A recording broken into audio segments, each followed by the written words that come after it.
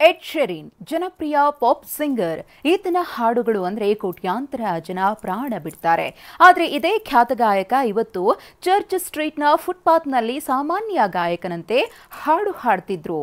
Shape of you ಹಾಡು ಹಾಡ್ತಾ guitar ನುಡಿಸ್ತಿದ್ರು. ಈತನ ಹಾಡು ಕೇಳಲು ಸಾಕಷ್ಟು ಜನ ಜಮಾಯಿಸಿದ್ರು. ಇದನ್ನ ನೋಡಿದ ಪೊಲೀಸರು ಈತ ಯಾರು ಅನ್ನೋದು ಗೊತ್ತಿಲ್ಲದೆ ಟ್ರಾಫಿಕ್ ಜಾಮ್ ಆಗುತ್ತೆ ಅಂತ ಹಾಡನ್ನ ಅರ್ಧಕ್ಕೆ ನಿಲ್ಲಿಸಿ ಓಡಿಸಿದ್ರು. ಕಾರ್ಯಕ್ರಮಗಳಿಂದಲೇ ಕೋಟಿ ಕೋಟಿ ಗಳಿಸುವ ಗಾಯಕನಿಗೆ ಬ್ರೇಕ್ ಹಾಕಿ ಗಳಿಸಿದ್ರು. ವಿಪರ್ಯಾಸ ಅಂದ್ರೆ ನೈಸ್ ರಸ್ತೆಯ ಮಾದಾವರ ಮೈದಾನದಲ್ಲಿ ಸಂಜೆ ಎಡ್ ಶೆರಿನ್ ಸಂಗೀತ ಕಾರ್ಯಕ್ರಮವಿತ್ತು. ಈ ಕಾರ್ಯಕ್ರಮ ನೋಡುವುದಕ್ಕೆ ಸುಮಾರು 20,000ಕ್ಕೂ ಅಧಿಕ ಜನ ಸೇರಿದ್ರು. ಇದರಿಂದಾಗಿ ಮಾದಾವರ ಸುತ್ತಮುತ್ತ ಫುಲ್ ಟ್ರಾಫಿಕ್ ಜಾಮ್ ಉಂಟಾಗಿತ್ತು.